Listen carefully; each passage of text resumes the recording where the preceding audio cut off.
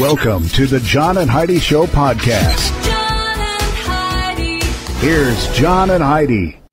Thank you so much for listening to the John and Heidi Show on a Friday. Hey, baby, how are you? I'm good. How are you? Oh, fabulous. Well, I'm trying to see the clock over here. I got junk in front of it. I apparently have a big mess on my side of the counter over here. We need a little more space. We do. That's all right. Coming up later today, I've got a guest. I'm excited to chat with Brian Hastings. He's got a book and a video game called Song of the Deep, and it's designed for his daughter. So it's a video game. A lot of time when you think about video games, they're for boys. Well, this is a video game he designed for his girl, which I think is really kind of neat. That is cool.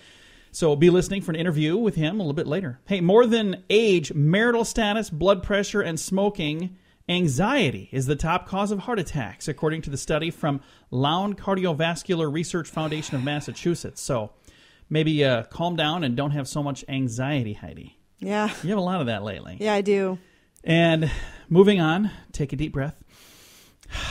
A new study says results from many studies take about 2 years to be released. So they're saying that the studies that we find out about, usually those studies are 2 years old by the time we find out about them.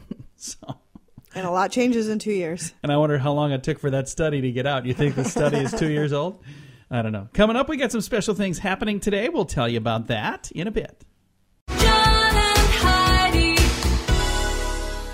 Today is a special day, Heidi. Do you know what today is? What is today, John? I thought you'd never ask. Today is Friday, July the 22nd. That means today is Casual Pie Day. Not Casual Friday. What is Casual Pie Day? I don't know. It's 7/22, so I'm assuming it has something to do with pie. That's 3.16. So I don't know what this is. I have no idea. It's spelled That's- P-I, so Casual Pie Day. Whatever. That's so lame. It's also Fragile X Awareness Day. I don't know what that is. It is National Panache Fudge Day. I don't know what that is either. Rat Catchers Day. Wow. And Spoonerism Day. So apparently today is just the day where they're like, yeah, we got nothing else going on. Let's celebrate the rat catchers. Wow. All right. Panouche Fudge. You ever heard of that? Or Panache? No. Penuche. Panouche Fudge? I don't know what that is. I'm going to have to check into it because I like fudge. I don't know. Maybe I'll like that. Coming up in a bit, we've got some fun things to share on this Friday, the 22nd day of July.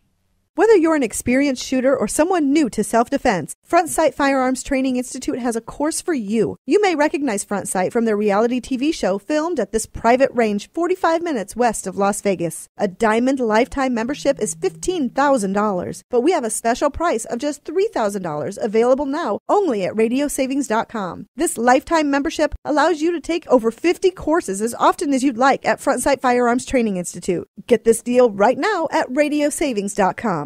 You know it's true because you heard it on the radio. Cops have found the answer to the crime right under their noses. Los Angeles Police Department has a special unit that's driving drug dealers and other lowlifes out of abandoned buildings by smearing the rooms with blobs of horrid-smelling goop because they had people breaking into these abandoned places. The name of this new urban hero is called the Skunk Squad. Their weapons, called Skunk Shot, sends criminals running for fresh air while gagging and holding their noses. The odor keeps them away for days. Skunk Shot has been able to do what fences and gates and barbed wire and even multiple arrests have been unable to do. Lieutenant Sean Mathers is one of the people on the squad. You know who he is? He's Jerry Mathers' younger brother. So remember the beaver? Oh, yeah. So this guy is the skunk. The beaver and the skunk are related, apparently. He is Leave It to Beaver star Jerry Mathers' younger brother. He and a guy by the name of just has his last name, Gage. They surfed the web. They discovered this stuff called skunk snot. It's a synthetic repellent gel from New Zealand. Each tube is about $12, and it holds enough to smear about 5 locations. Huh. So it's kind of like, I don't know, in my mind, I'm seeing like Ghostbusters coming in and shooting slime or whatever, but it's probably not quite like that, but I don't know. It sounds interesting, and I think it's kind of fun that it's actually working. So whoever owns these buildings, shouldn't they be the ones doing this? Yeah, you would think so. That would be the responsibility. Maybe they're abandoned, though. Maybe nobody owns them, and they just don't want criminals hanging out in these abandoned buildings. Even if they're abandoned, somebody owns them, don't they? I don't know how that works. I don't know. Anyway, this is what's going on right now in Los Angeles, and you know it's true because you heard it on the radio. John and Heidi. The John and Heidi Show is brought to you in part by the Keystone Treatment Center. This is your brain, and this is your brain on drugs. We share silly stories here on the program, but addiction is no joke. If you or someone you know suffers with an addiction to drugs or alcohol, make today the day you seek help. Call toll-free 844-204-1055. That's a toll-free number. Again, 844-204-1055. and this is your brain on drugs. It's amazing what someone might decide to steal when their brain is on drugs. Flagstaff, Arizona is where we're heading right now. 37-year-old Christopher Billy is facing burglary charges after he allegedly climbed into a hearse during a funeral procession and began stealing flowers that were piled inside. Oh, my God. The funeral had stopped. They were over at the gravesite, and he decided to, I don't know, for whatever reason, steal a bunch of flowers from the hearse. Police were called to Our Lady of Guadalupe Church by a funeral director who watched as Billy opened the hearse door, climbed inside, and began grabbing flower vases. Not What is surprising. wrong with people? Well, not what on earth would surprisingly, they do with that? He was under the influence at the time. Yeah. So he clearly wasn't thinking clearly. So Wow. that didn't make a lot of sense. Clearly wasn't thinking clearly. Did that make sense? You know what I meant, right? I know what you meant. He wasn't thinking clearly. There we go. All I know, kids, that's what happens when your brain is on drugs. John and Heidi. For our moment of duh, we head to Rochester, Minnesota, where this guy just didn't have a good day. An unidentified man walked into a bank, flashed a gun, and demanded some cash. Bank employees said he seemed a little nervous and a little fidgety. In fact, he took off before getting anything, Heidi. He had nothing. All Took right. off. Maybe it's because it dawned on him that oh no, I locked my keys in my truck. Oh. So he went outside. His rusty pickup was parked out front running. After a couple of minutes of trying to get into the truck, they saw him go to a nearby house. He asked the guy at the house for a coat hanger. The guy from the house thought, there's something going on here, so he didn't give him one. He locked him out. Finally, desperate, the guy took out his gun and smashed out the window of his truck and drove Well, he away. should have done that right away to Yeah. begin with. Not only did he not get any money, but he also had to probably fix that window when it was all said and done. So I'm sure he didn't need to worry about fixing that window. I'm sure the cops found him. it doesn't pretty say. quickly.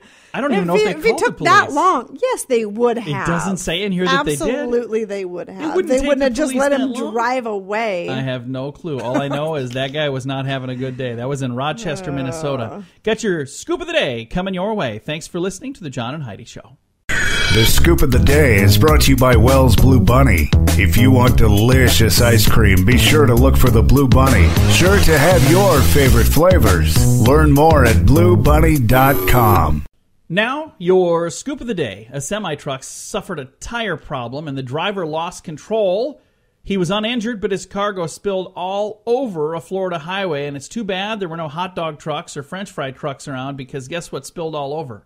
Ketchup. Heinz ketchup. Ah. A delicious accident, if you might say so.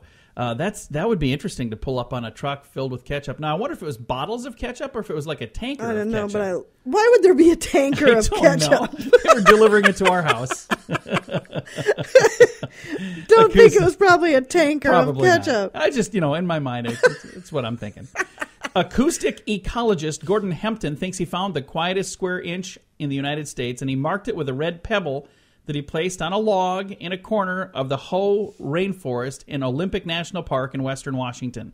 I've got the GPS coordinates if you want to go there, but I'm not going to give them out because that would probably ruin Then it won't the be so quiet. Yeah, the area is actually full of sounds, but they're all natural sounds. By quietest, Hempton means this is the point that he thinks is has the least amount of human-made noise pollution anywhere in the entire United States. Okay. I don't know how he figured Unless that out. he's covered every square He inch hasn't. of the United States by himself. No. There's no possible way No. he could know that. He's just saying you're deep enough into this rainforest at this point because you're so far in, you're in the very center, you're so far from humans, you're under a blanket of trees going across the top that you don't hear airplanes or jets going over the top. I would love to see it. I bet it's beautiful. There's a red pebble marking the spot, and I've got the GPS coordinates. You want to go there? Sure. You know I would be all over that. You'd be crazy. You'd have I to don't bring wanna a go. It doesn't even sound fun to me. satellite phone so you could listen to the radio or For something. those of you who freak out about bugs, if you see a bug and you're like, I don't know what that is, and you want to squish it, or you just don't like them, there's a dude that built a website that's a cool idea. Whatsthatbug.com. I've got a link on our Facebook page, facebook.com/John and Heidi Show. It says if you discover a bug that you've never seen before and you're wondering what it is, check the website for matching photos, and you can figure out which kind of bug that is. And if you're still having trouble because you're going, I don't see this one here anywhere, you can email them a photo of the bug, and then they'll try to tell you what it is. Yeah, and then my they'll add bugs that are to a their... lot harder to identify after they've been smushed. So. Well, it used to look like this, but now it's a little flatter. Anyway, I've got a link at facebook.com/John and Heidi Show. Bottled water may not be any healthier or safer than tap water, according to a Florida-based sports nutritionist and dietitian, Cynthia Sass. It says that 25% of bottled water on store shelves is actually just repackaged tap water. Recent Gallup poll found that we drink bottled water because A, we think it is purer than tap water, B, we think it tastes better, C, we think it is more convenient, and D, all of the above. That's why people do it. Hey, when you find yourself feeling overwhelmed at work, guess what you're supposed to do? What's that? Chew some gum. Maybe not you, because you had that whole Hubba Bubba incident we went into great deal about last week. Can't do it.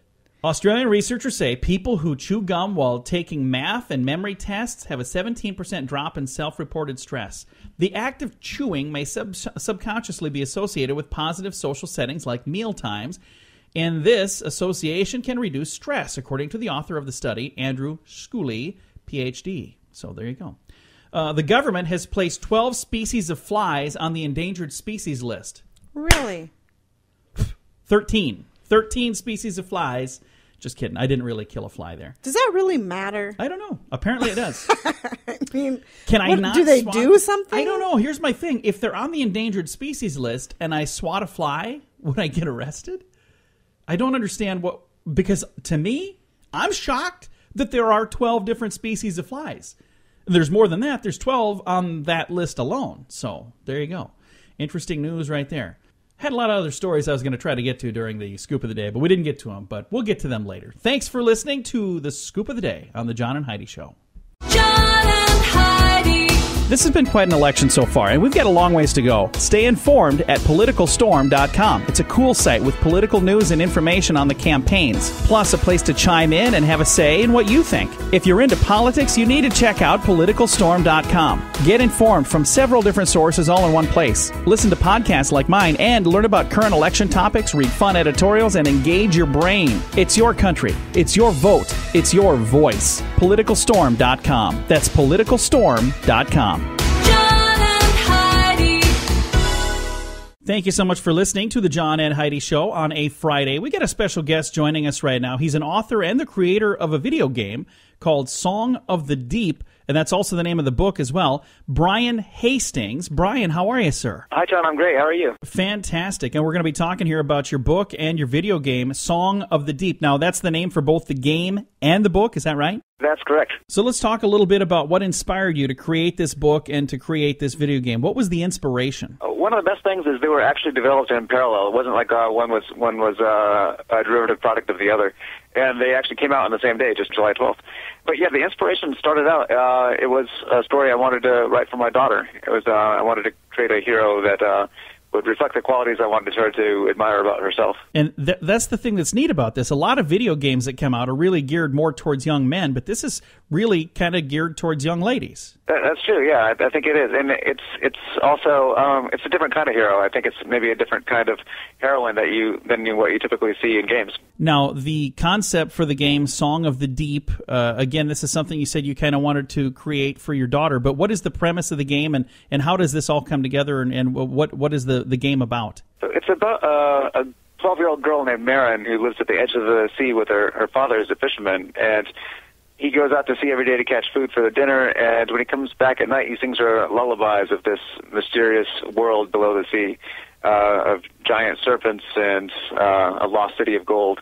And she knows they're not true. She's 12 years old. She's kind of outgrown that kind of thing, but she loves to listen to them. And one night her father doesn't come back from the sea, and she holds up a candle at the edge of the cliffs waiting for him all night long, and eventually she falls asleep, and she has a dream that he's trapped down there below the sea, and she wakes up, and she takes scraps of metal and wood, and she hammers and bolts them together until she forms a tiny submarine, and then she dives down below the waves and goes to search for him. And when she gets down there, she realizes that the songs that he sung were actually true, and there really is an undiscovered world, and it's full of danger and traps, and she has to get past all these impossible obstacles to try to find him. Now, the main character, Marin, is kind of modeled after your daughter. Is your daughter's name also Marin? My daughter's name is Fiona, but Marin actually means waves of the sea, and it's in the novel. It's a little bit more clear why they picked that name for her, because it's actually based on a combination of her mother's and father's name combined. Well, that's really cool. Again, the book is called Song of the Deep. The game is also called Song of the Deep.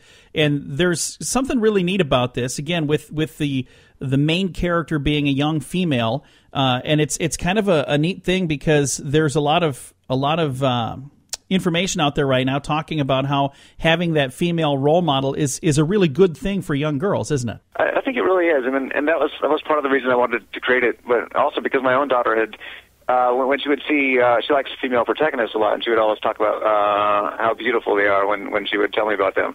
And I really wanted to create a different kind of character, one where that wasn't that wasn't the first thing that comes to mind, where she's not a sexy badass like Laura Croft, and she's not a princess.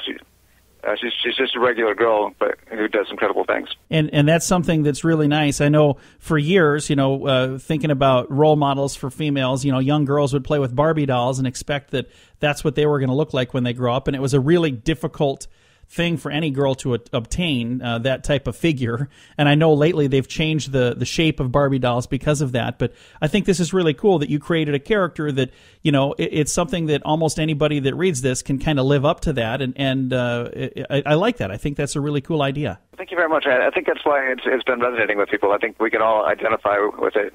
I think, not only that, I think the same message is true for us as adults. I think a lot of times we tend to put a lot of value in our appearance and how we look, and not value our own great qualities that make us heroic in our own right. So I think for parents as well as kids, it's got a connection. Now, let's talk about the difference between writing a book and putting a concept together for a video game, because these things happened at the same time.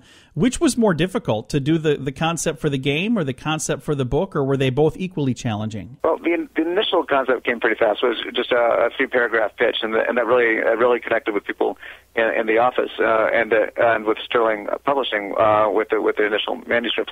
But in terms of which is harder, it's definitely very hard to make a game, just because there's so much that goes into it, from the design and the programming and the artwork, the musical score. It's just a huge amount of different people that need to work really closely together and collaboratively to make it. So the story part of it also has to be woven in very carefully with the design, so that everything that you do has the proper motivation and the proper sequence, and you really feel like it's you doing it.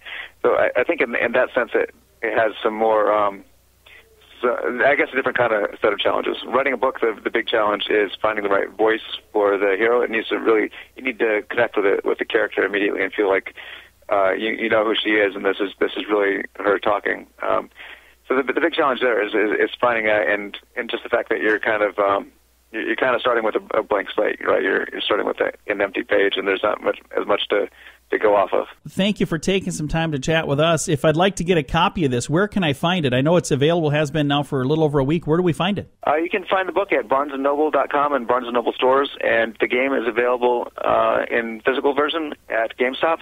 And also it's online at Steam and PSN and Xbox Live. Very nice. Well, thank you again for taking some time to chat with us, sir. It's been a lot of fun to visit, and it sounds like a really fun story and a fun game as well. Thanks so much, John. It was great talking to you. Again, author and video game creator Brian Hastings. The game and the book are called Song of the Deep. Their website is songofthedeep.com. Thanks for listening to the John and Heidi Show on a Friday. Do you buy lottery tickets? Maybe you wait till the jackpot is big, then you buy one. I was like that too. Like my odds got better because the jackpot was more. Well, I think I found something that actually will give me a better chance to win. It's called Lotto-licious. I learned about this from Richard Lustig. He literally wrote the book on how to win the lottery, and he should know. He's a 7-time lottery game grand prize winner. Richard plays and endorses Lotto-licious, and I just signed up too. I'd love it if you join Richard and I. You can play Powerball and Mega Millions without even going to the store. Sign up right now at RadioLottopool.com. Fun fact for you, Heidi. What's that, John? There are 3 times as many homes in the United States without telephones as there are without television sets. That makes a lot of sense to me. Well, yeah, of course. A lot of people got rid of their telephones. So that But makes, not without phone service of some kind. Yeah, That's it says. a completely different... I mean, if people would have cell phones, maybe, but maybe not not. television. I don't know. Yeah, Fun whatever. fact for you, Heidi. What's that, John? The hieroglyph for 100,000 is a tadpole. I wonder why that is. Seems kind of weird. Fun fact for you, Heidi. What's that, John? The Phillips head screwdriver was invented in the state of Oregon. Interesting stuff. Fun fact for you, Heidi. What's that, John? The state drink of Maine is Moxie. Yeah. I Speaking don't of know states, if I've ever had Moxie. I don't think I have either. What is Moxie? Moxie, it's a drink. It's a soda? yeah, it is. Fun fact for you, Heidi. What's that, John? The only letter in the alphabet that has more than one syllable is, what is it? You know? W? Yeah, it's the only one. Every other letter has one syllable. W is the only one that has more than one syllable. Couple of fun facts for you right there on a Friday. Whether you're an experienced shooter or someone new to self-defense, Front Sight Firearms Training Institute has a course for you. You may recognize Front Sight from their reality TV show filmed at this private range 45 minutes west of Las Vegas. A Diamond Lifetime membership is $15,000, but we have a special price of just $3,000 available now only at radiosavings.com. This lifetime membership allows you to take over 50 courses as often as you'd like at Front Sight Firearms Training Institute. Get this deal right now at radiosavings.com. Thank you so much for listening to the John and Heidi Show on a Friday. Hey, baby, how you doing over there? I am fantastic. Good. I'm excited that you're fantastic. I got an interesting story here, and I wonder if your dad will be excited to hear about this. There could be some good news for those who have gone from having bad hair days to no hair days. Scientists have successfully cloned human hair. They say the way that it works, they take some healthy hair follicles from the back of your head, they clone them and inject the cloned hair into the balding areas. A British team conducting the experiment says that it can take up to 1,000 injections. Oh, my God. Well, that sounds like a lot. It's still easier than the current transplant methods. They say the technique increases hair count in at least 2/3 of the patients after 6 months, and 4 out of 5 if the scalp is stimulated beforehand through a gentle abrasion that encourages hair to grow. It says if all continues to go well, the procedure could become available within 5 years, like on a vast scale. There's no word on what it's going to cost, but they're saying that, hey, there could now be a cure, according to this, for baldness. If you don't want to be bald, they say this could take care of it. And I know there are people right now That that sounds painful. I don't know. I don't know if it does or not. Huh. I have no clue. But they're cloning your hair, so it's your real hair that they're injecting into your noggin. So I don't know. That just sounds really interesting to me. Hey, I got a story here. Since I got a second for this, I was going to not read this. I don't know if we've read this or not. I think we might have read this a while back. But did we talk about the government of Ukraine? They're so broke they cannot send their elderly people pension checks. So for about a year now, they haven't been able to pay them. But instead, sending them caskets. Yeah, we did talk about this. We didn't, but I've heard about it. This is the craziest thing ever. They've been sending retirees a letter saying that you are entitled to one free coffin. And these people are getting upset. They're like, I'm not dead yet. I can't eat. I can't afford food, so I'm probably going to be soon. Wow. So this is in the Ukraine. They're going, I would hey, be so I don't need a coffin angry. yet. I would like to get my pension check because I paid you. Right. I would like my money back. Right. So that's happening in the Ukraine. Wow. Just when you thought our government was messed up. That is crazy. All right. Thanks for listening to the John and Heidi Show on a Friday. Hey, this is Tim from Hope and Faith Machine Works. Are you having one of these days? How in the world am I going to do that? Or even, if I could just have this, my life would be so much easier. Well, this kind of stuff is my specialty. At Hope and Faith Machine Works, we work with anyone who needs something built, fabricated, or just done right. We've done medical, industrial, PLC, and prototype designs. You can reach us at yourhopeourfaith.com. That's yourhopeourfaith.com. Thank you for listening to the John and Heidi Show on a Friday. I have a video that I found that is just crazy. These are daredevil, like, stunt people. All right. And you don't really like watching that kind of stuff. I don't. That's not your my thing. You love those shows. Well, and I don't know what it people is. People doing stupid stuff and getting hurt. You think it's just No, I don't like it when awesome. people get hurt. That actually I don't like. I like watching. This is a thing where these people said, we're going to do something that nobody in the world has ever done. You want to know what they did? What's that? I'll read the story. The stunts just keep getting crazier. Earlier this month, a trio that included a tightrope walker, a motorcyclist, and a stunt pilot stepped things up a notch. Andy, the dude on the motorcycle, completed a backflip in midair while Jimmy balanced next to him on a high line. At the same time, Melissa flew her stunt plane under both of them. So, was on the tightrope, a motorcycle did a backflip next to him while an airplane flew under both of them. All of this happened out in a desert for some reason. I'm not sure why they chose to do it out there. How'd the motorcycle do a backflip next to a tightrope? Because the dude was up high and they had a ramp and he did a backflip in the air and then the airplane flew under both of them. The video is ridiculous. It's so dumb. Well, if you're into that kind of thing, you might want to check out the video. It is on our Facebook page, facebook.com/John and Heidi Show. John and Heidi. Did you ever watch the movie King Kong? No. You've never seen the movie? No, but I know the premise. You kind of know the... Yeah. I think you'll still get it. You didn't need to see the movie to know what I'm talking about here. That doesn't typically happen. Apes typically don't take human females. Right. But it really did happen.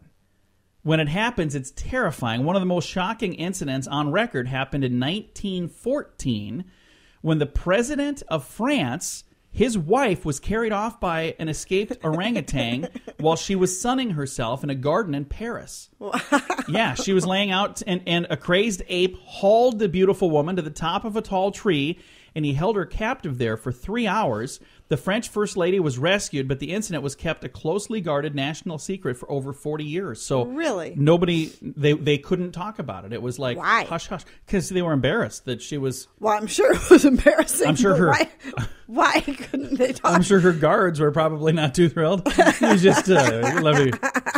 So, anyway, that's kind of like a real King Kong story. So, there you go. Interesting. And there's another crazy story here, a true story, about a woman who was held hostage by an ape, and he was throwing barrels at the guy trying to save her. It's like Donkey Kong. Okay, none of that was real. The first story was real. The second one I made up. Gosh. I was just trying to be silly.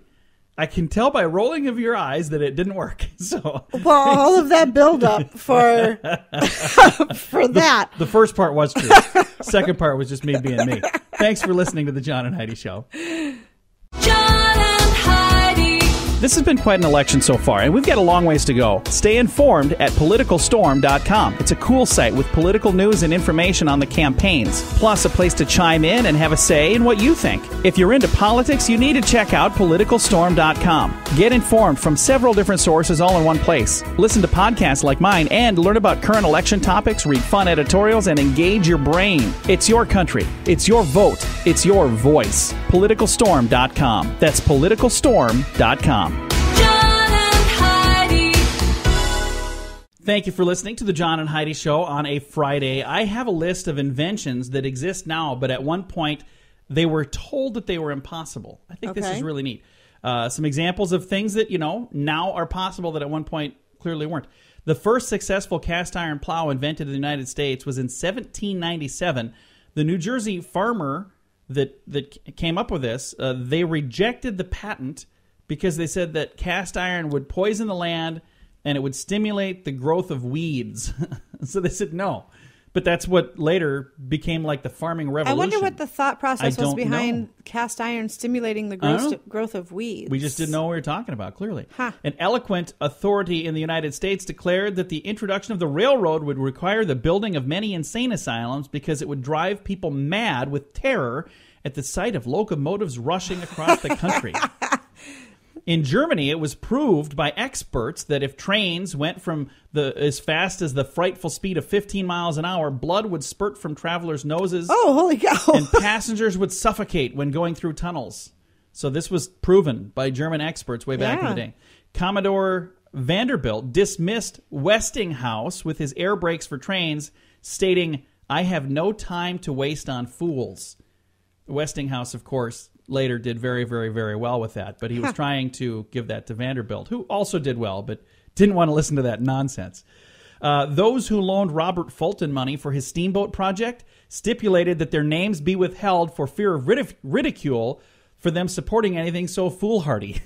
So they're like, I'll give you the money, but don't tell anybody I'm involved. In 1881, when a New York YWCA announced they were going to do typing lessons for females, vigorous protests were made on the grounds that the female constitution would break down under the strain of learning how to type. So There you go. A lot of fun stuff that at one point seemed to be completely, made sense to them, but nowadays you look at it and go, were we really that dumb? And that's not even everything, but that's everything we're going to get to on this break. Thank you so much for listening to the John and Heidi Show. We've got some good news on the way. John and Heidi.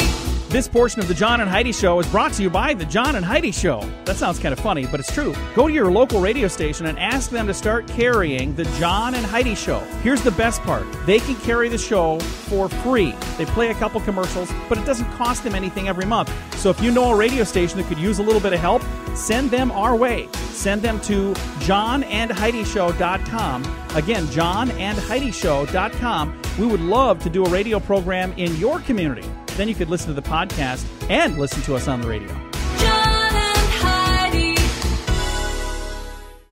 We always try to wrap things up around here with some good news, and I don't know that this is necessarily good news, but it's something that made me kind of smile, and I think it's kind of neat. When the computer code for the Apollo moon mission was uploaded in its entirety to GitHub, it's a popular open source website for developers, it was revealed that the original MIT programmers who authored the code had a healthy sense of humor. Because a computer code is just a random string of numbers and letters and things all put together. Well, this one wasn't necessarily so random. There were things hidden in there. They call them Easter eggs. Just some things that, like, if you actually find them, you go, oh, look at that. Look what was in here. Some little hidden messages. In the lines of the Apollo guidance code, there are files with many tongue-in-cheek sayings, and there's even some quotes from Shakespeare.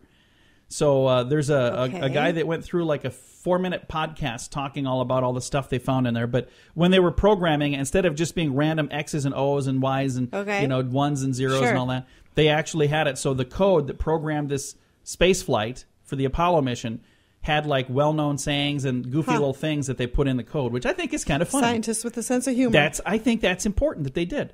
You know what? I